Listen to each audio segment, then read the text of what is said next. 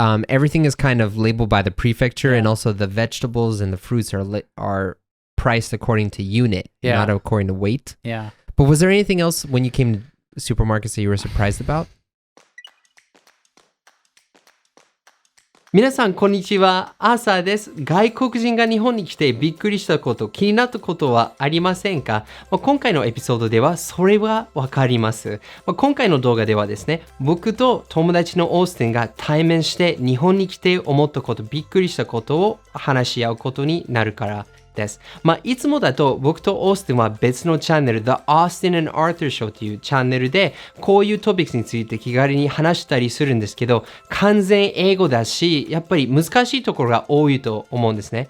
でも今回の動画はあなたのリスニングのためにはその動画、そのエピソードをここでシェアして字幕をつけたいと思います。日本語の字幕と英語の字幕両方つけますので、自分のリスニングと自分の理解度を両方確認できます。通常の The Austin and Arthur Show のエピソードは字幕はないんですけど、ご覧になりたい方はぜひこちらをクリックしてください。You can find a link to our channel up here. And for now, let's enjoy the conversation. So let's... Anyways, cheers. Cheers. Cheers. All right. So today, we're going to be talking about grocery stores, especially how they compare to the USA. Yeah. I would like to talk about that. Yeah. So I think I wanna take charge. Go for it. And just jump right into the subject. So one thing that I notice about grocery stores, and it's a big difference between the grocery stores here and grocery stores in America, is American grocery stores are one-stop shops. Yeah. And what I mean by that is you think of like the big chain stores. Yeah. So like when I think of that, I think of you guys have Safeway back in the East Coast, right? No, we don't. Is that Safeway all West is a Coast? Western Coast thing. I know. I didn't know about Safeway until... Oh my God. Kroger's? Kroger's? Kroger is Midwest. Okay. We don't have Kroger's in Boston. You might as well just live in different countries. Yeah, I know. Basically. Yeah. Oh my God. No, because it's funny because when I went to Kentucky and I would go east and I was like, holy crap, these grocery stores have gas stations too? Yes. Why? Because that doesn't exist where I live. Really? Yeah. So let's talk about West Coast grocery stores. Okay, so I lived in the civilized world. And so grocery stores back in Seattle. In the civilized world. Yes, in the civilized world, the good part of the US. Okay. I'm just joking, man. No, I know. There's some cool things about Boston or whatever things. backwoods rural area you're from. Just get on with it, man. So when you go to a grocery store, there'll be like you mentioned, a gas station. That's a real big thing. Like pretty much every major grocery store will have a gas station on it. In addition to that, many of them often will have like car repair places you can go to like buy new tires. And they will have kind of smaller shopping areas that once you go inside, you can buy like clothes and house supplies and stuff. So it's not specifically a grocery store. It's kind of like an all-in-one just shopping They also area. have pharmacies, right? Yes. In there too, yes. right? Yeah. They almost always have pharmacies. Yeah. That's another big thing. And the idea behind it is like, okay, well, if you have everything in one place, you don't have to drive and go to something or go to a whole bunch of different areas. So it's just inconvenient.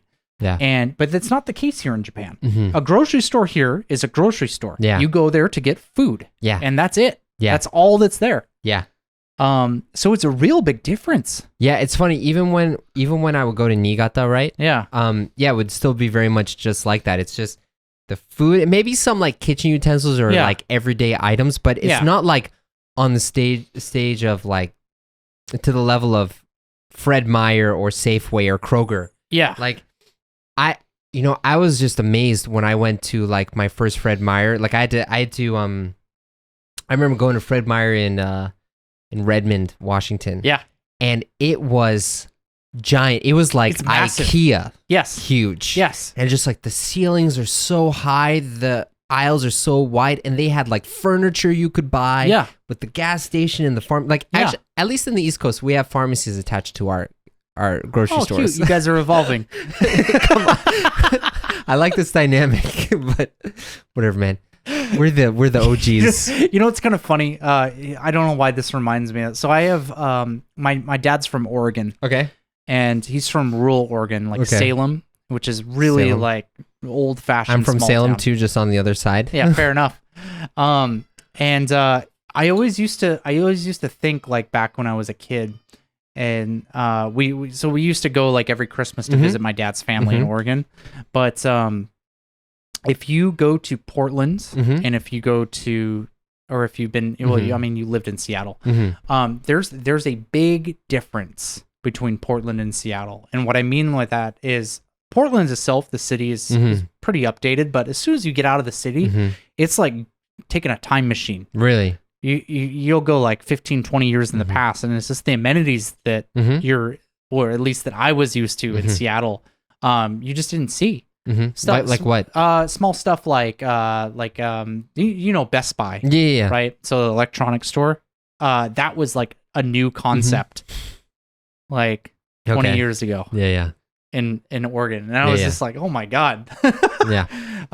So you kind of get that here too. And in the same way of amenities that I was used to, because I'm used to these one-stop shops. Yeah. It feels very inconvenient for me to go places. Like you don't want to go to multiple places. You just want to go to one place and get everything, right? Yeah. There's a couple stores that are like that here. I don't know. Do you have like a Life? Yeah. So yeah, there's Life nearby. Yeah. So I've noticed, and it's just popped up in the past couple years, but they're starting to transition. Yeah, for sure. Over to that here. And no gas stations yet. No gas stations yet. Eventually, Japan, you'll switch over to cars and you'll pollute just as much as America does. Yeah. But it's really nice because I'll be able to go, and you know, when I go to Life, they still don't have pharmacies, but they have more amenities there in the sense that like I can still get over the counter medicine, and I can get utensils and stuff like that. Yeah. But before that cropped up, it's like I'd have to go to the grocery store, and then I have to go, you know, like another 5 minutes away to the pharmacy. Whoa, I want to get some clothes. Now I got to go to the train station where the clothing departments are. Yeah. You know, and there's like all these different places you got to go.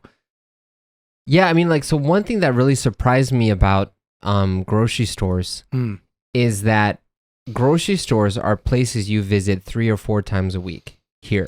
Yeah. Whereas in the States, it's more like you visit once a week. Yes. Yeah. Like I remember, like, because in the States, right, when you go to the grocery store, you have these giant carts that you can like lie in. If you like crawl up, you can get in them, right? Yeah. But then it was really cute because in Japan they had, you know, in the States they have those little baskets too. Little baskets. That's the shopping cart. Yeah, here. But they have like the shopping carts are like the wheeled holder things for your basket. You take a basket, you put it in, and then you can like push it around, right? Yeah, and it's just funny because like I feel like, especially, of course, in the States you have a lot of nice produce stuff, but when I see people buying things in the States, a lot of it is like boxed, processed stuff that can last a long time because they go once a week. But like here, when I see all these people going out, like most of the time when I look at their baskets, it's full of like fresh vegetables and like stuff that's going to go bad soon, you know? So it's like really, the grocery store is almost like a 3-4 times a week kind of thing here. Yeah, it's basically a daily process. Yeah. Like, you know, you get off work here and then on your way home, you'll swing by the grocery store and get food for the day. Yeah. It's very much like that. I think it's kind of interesting. I mean, this just comes with, you know, Japan and America being two different places in the world, but it's very interesting what is affordable, like what affordable is not the right word, cheap, like what's cheap here compared to what's cheap in the US. Like if you come here in Japan and you go into the grocery store, you will find that many fruits are outrageously expensive. And it's all because it's all Japan made. Yes. You know. So just for an example, right? If I want to buy strawberries, in the US, like, dude, you could get like a crate of strawberries like well, at least in Seattle, Yeah. You can get like a crate of strawberries off of some fruit vendor on the street for like, I don't know, like $5. Yeah. And you get more strawberries than you can eat before they go bad. Yeah. But here in Japan, if you want to buy like a small little thing of strawberries that's like barely feeds 2 people, it's like $15 basically. And the fruit's really, really expensive here. But on the flip side, there's a lot of vegetables here that are super cheap. Yeah. Super, super cheap. One of those is cabbage. Yes. Like if I were to go to if I were in the States, because I remember I would do okonomiyaki parties in Seattle because I had a lot of Japanese exchange students come over. Yeah. And one cabbage would be like $5 or $6 because in the States, vegetables go by weight. Yes. But in Japan, they go by like number, right? Yeah. So like in Japan, one cabbage is $2. Yeah. Like that's the price. One apple is $2. Yes. It's not according to like weight, which makes a lot more sense to me, but yeah, it does get expensive. Like one watermelon the size of my head would be $20 here. Yeah. Yeah.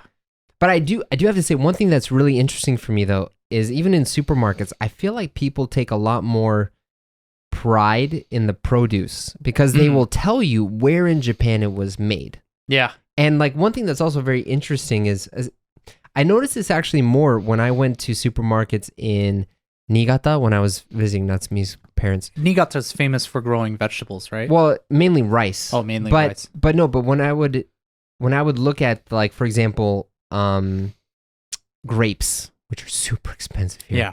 So they would have like different types of grapes, but they had like a sweetness level that was like oh really? Like they'll say the sweetness level is 5 out of 10 or 7 out of 10, but it's like it's a specific like chemical measurement system that they use to show you how sweet these are. And of course, the sweeter they are, the more expensive they are. Oh, interesting. But it's just like, I would never see that.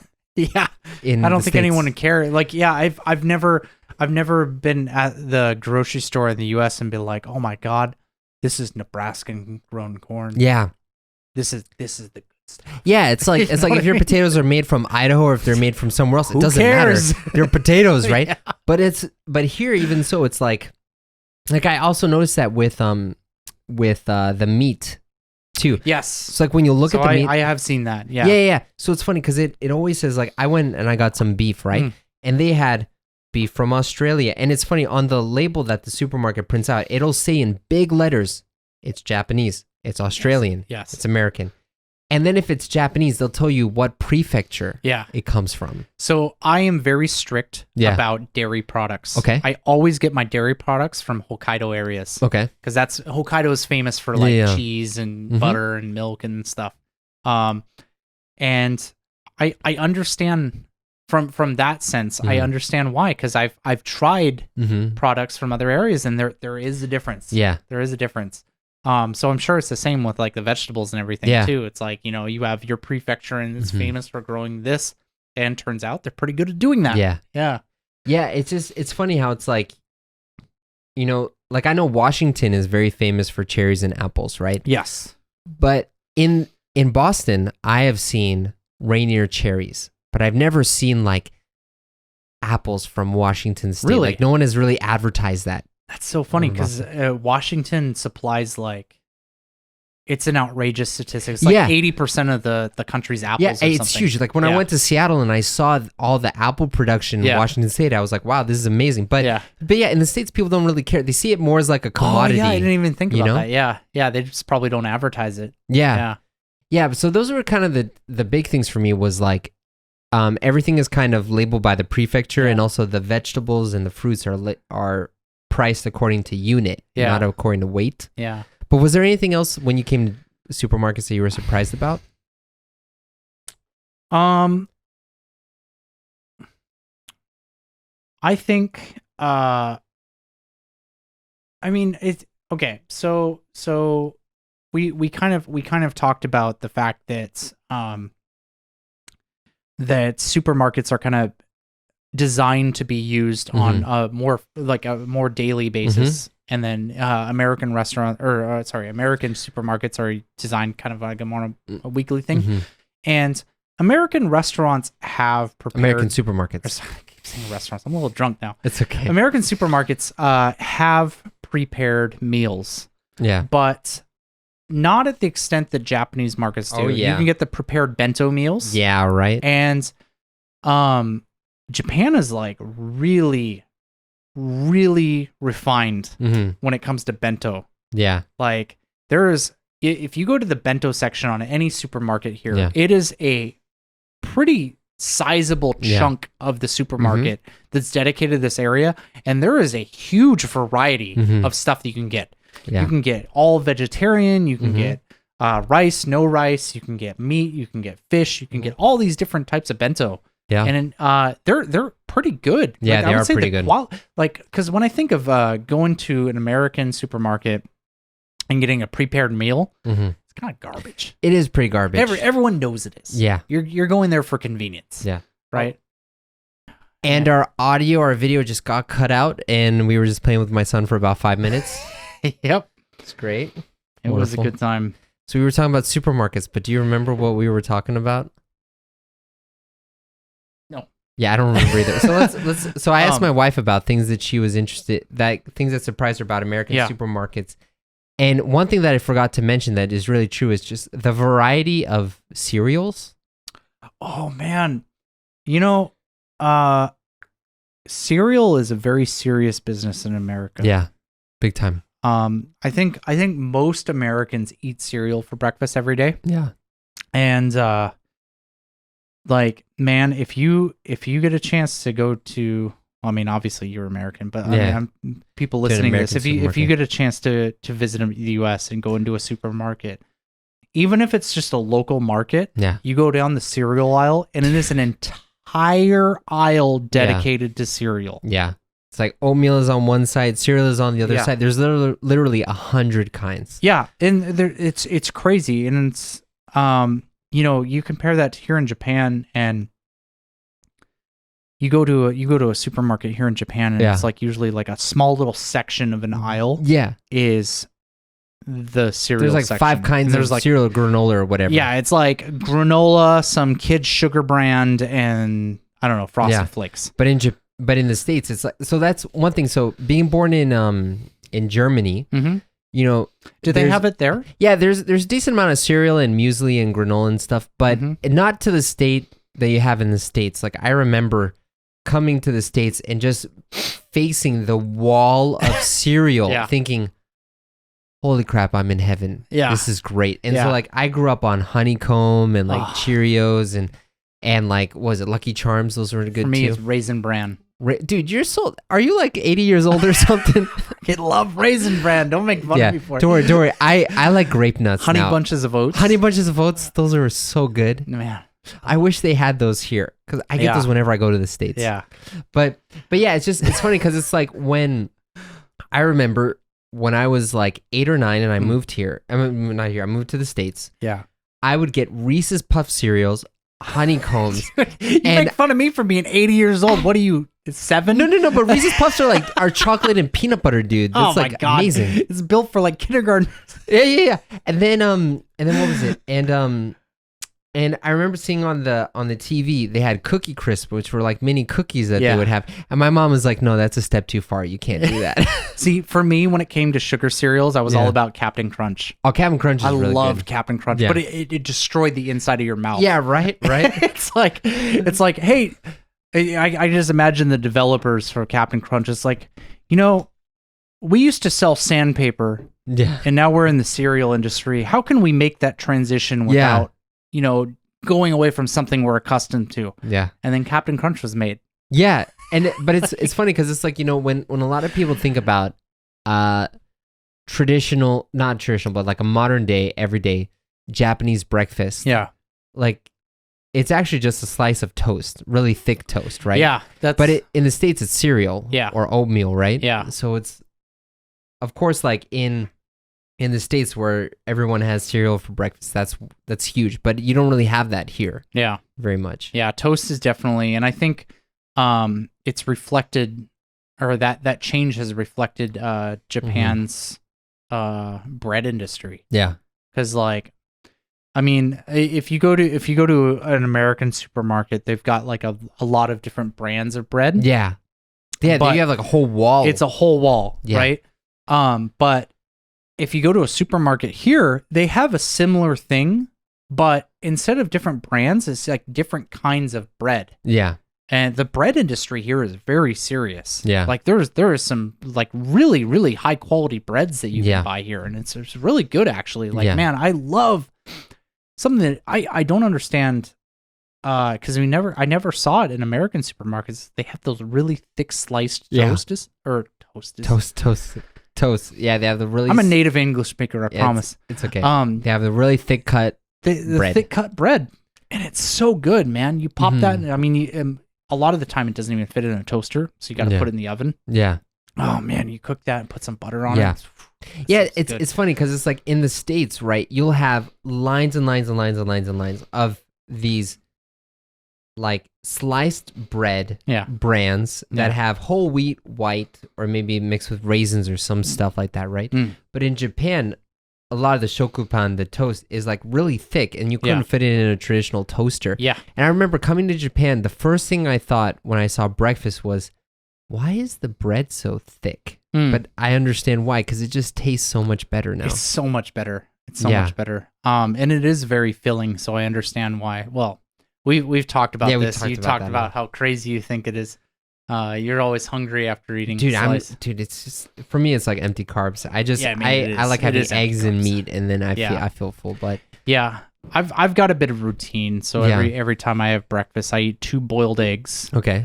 And this I'll tell you. I have 2 routines. I have weekend routine, and I have work routine. Okay. My work routine, and I kid you not, every single day, I have 2 hard-boiled eggs, a coffee, and a black chocolate bar. Black chocolate bar, like the darkest chocolate that I can get. Wow. And usually it's like categorized. It just says black chocolate. Okay. So I have the 2 hard-boiled eggs, and then I have my dark chocolate bar and my coffee, and that's my routine. And then my weekend routine is the typical modern Japanese slice of toast and a coffee. Okay. God, I love that so much.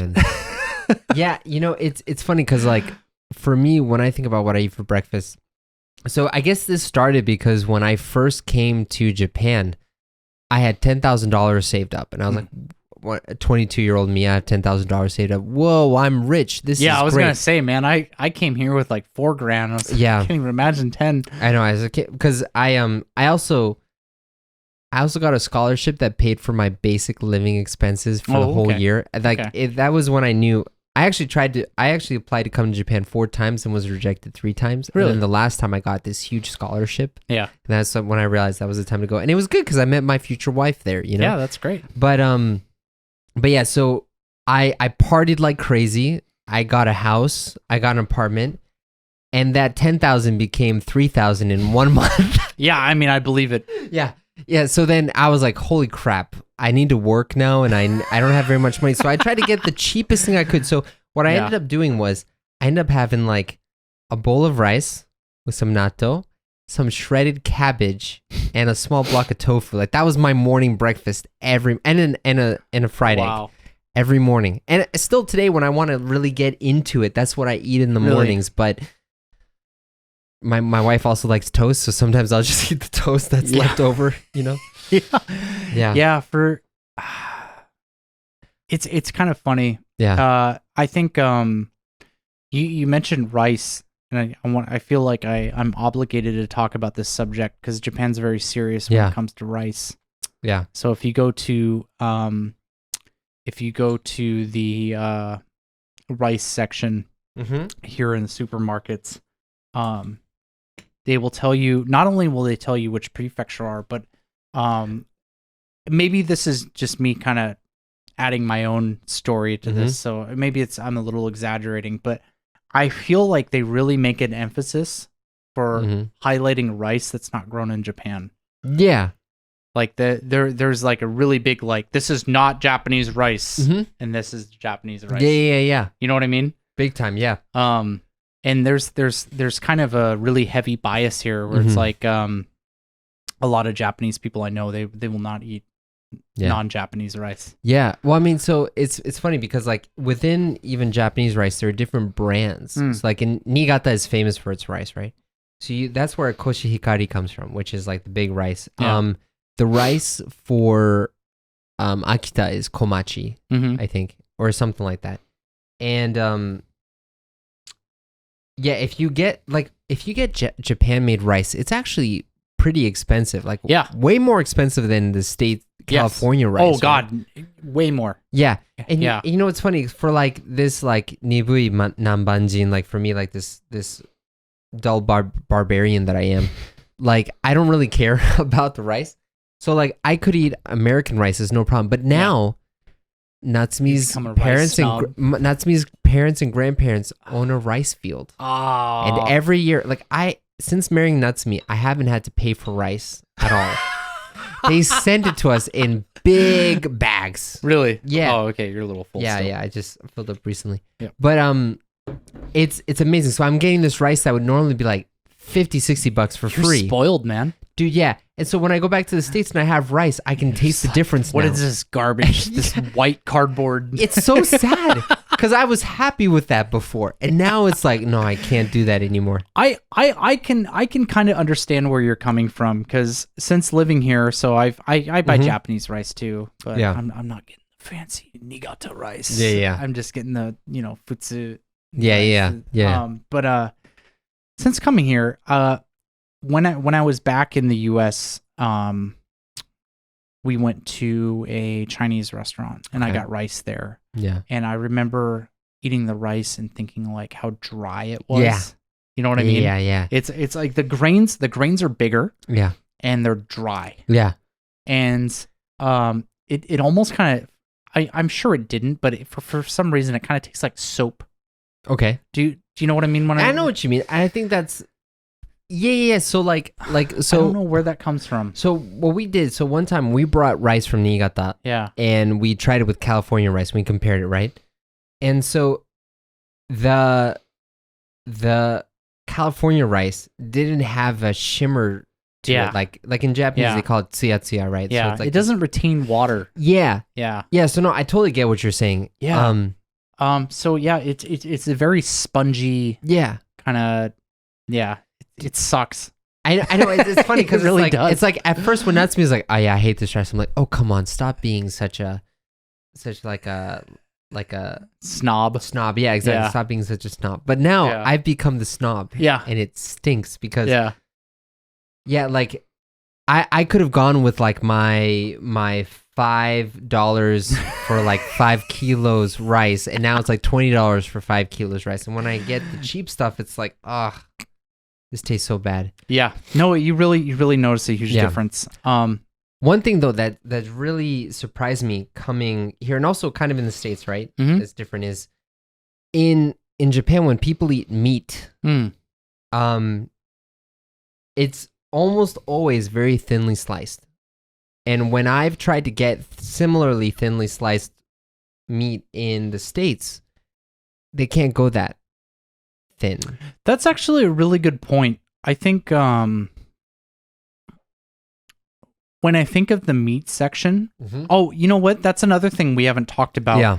American supermarkets will have a butcher. Yeah. In them. And that's something that Japanese right, and you restaurants... can get your meat cut there, right? Yeah. Yeah. So, when I mean, if you're going and getting something simple like a chicken breast or hamburger meat, like obviously that's put on display. But a lot of people will just go up to the butcher and like, hey, look, I'm looking for a pork cutlet, or I'm looking for I want this many, whatever this weight of it. Yeah. And so you can get that there. But yeah, here in Japan, it's like for me, if I want to buy like a lot of meat, like I have to go to Costco for it. Yeah. Like, for example, if I wanted to get like a pot roast or something, I can't get that at a supermarket here. You just can't get a big hunk of it's meat. all thinly sliced here. Yeah, like the most steak you can buy, I mean, you can buy like, just normal steaks. Yeah. Right? But that's the biggest size of meat you'll get. Yeah. When it comes to pork and chicken, it'll just be little chunks. Yeah. Yeah. Yeah, like I mean, you can get a drumstick, you can get a breast, but it's not like Yeah, like in the States where it's like, oh, I want this weight of this thing. You don't really have that here. And also, just want to say, speaking of that too, cheese is like non-existent here. It is and it isn't. Yeah. So it depends on where you are. Okay. So, but I will preface this by saying that no matter where you are in Japan, you can get quality cheese here, but it's not going to be cheap.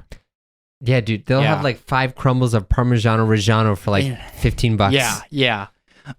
Because when I was in Oita, Oita's pretty famous for having dairy farms. Oh, really? Yeah, they've got quite a few dairy farms down there. And we were able, so I actually brought cheese back from there. Really? Can I have some? Yeah, I'll bring it. I'll bring it. Well, I'll try to save some for you. I'll come over. I'll help you clean up. Yeah. You can help me. I'll try and save some for you. But so when we were down in Oita, they would have a section in the dairy section that was like local cheeses from the dairy farms there.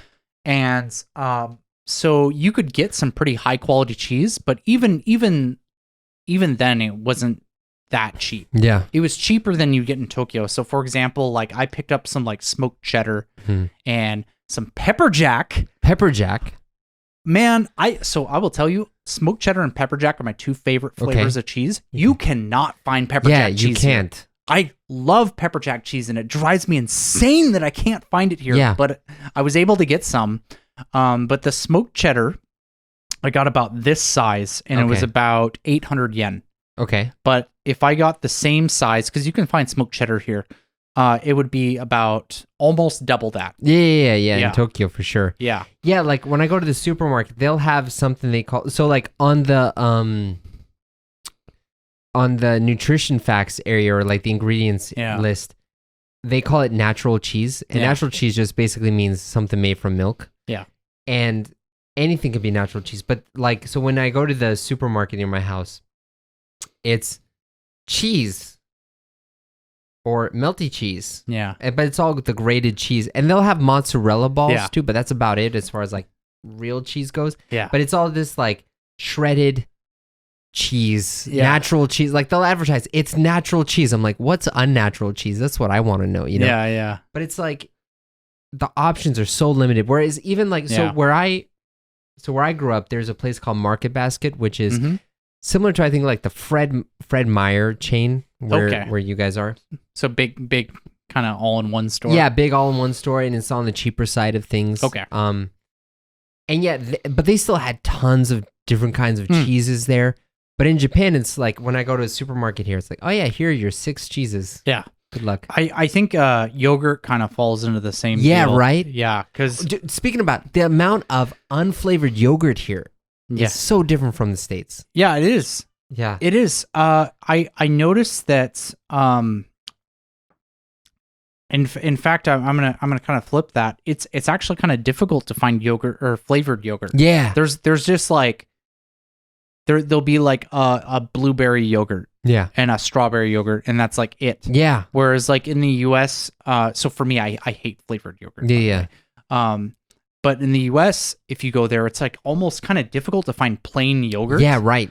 Like you really have to kind of like search for it in the yogurt section. Yeah.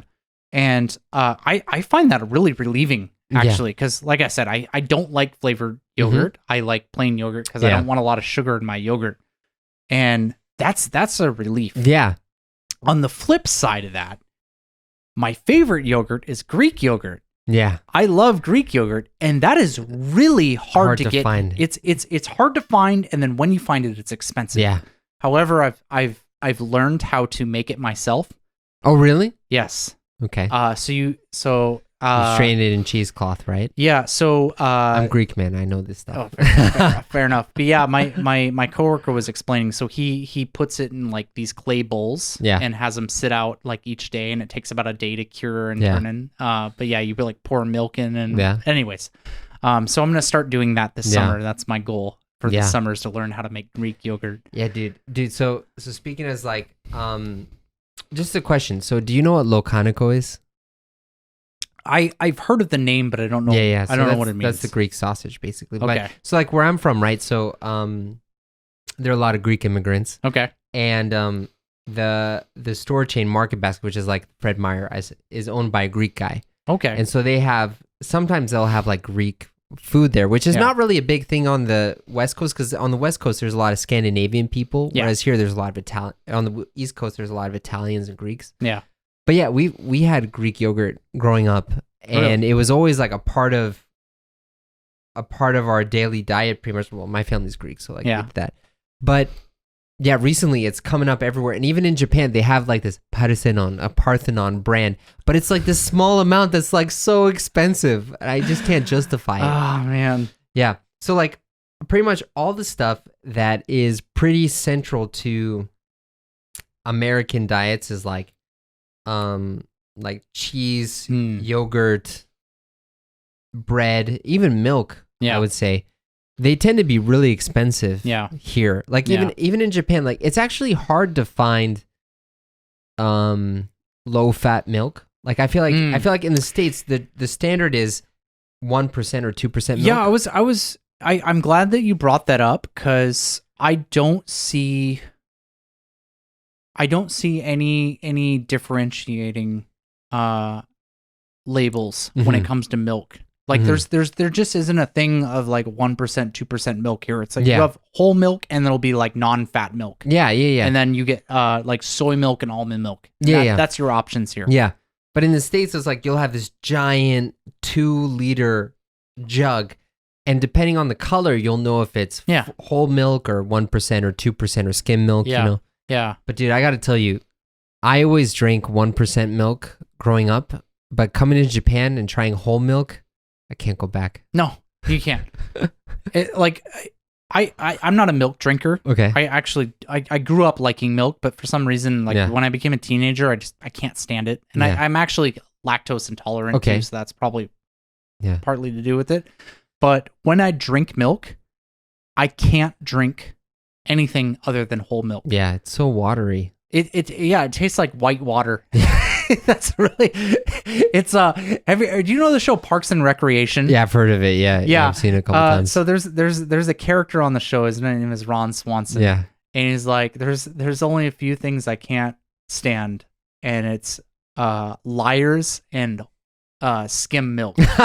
And skim milk is just water lying about being milk. Dude, and that's so true. That's what it is, because there's no fat in it. Yeah, there's So it's the difference with whole milk. It's man, it's kind of funny, because once so since I've moved here, Japan doesn't have a lot. You can still find really sugary things here, but you're not consuming as much sugar here in Japan, just in general, as you are in America. And so you kind of, if you make an effort to it, you get desensitized to sweet things. Yeah. And man, I'll tell you, when you drink whole milk and you're kind of desensitized to sweet things, it kind of tastes like a milkshake. Dude, it's so good. It's really sweet. Yeah, I mean, I totally get that. Like when I went from 1% milk and I had whole milk here for the first time, I was thinking, what the heck have I been drinking all these years? Like, it's not even, this is like a dessert kind of thing. Yeah. But it's funny, because it's like, you know, Japan's known for being really healthy, but also at the same time, people advertise things having a lot of butter or things having a lot of cheese, or, you know? Well, you know my opinion on that. I think butter and fat is very, very healthy. Yeah. Yeah. As long as you're not eating a lot of sugar. Yeah. That's the big thing.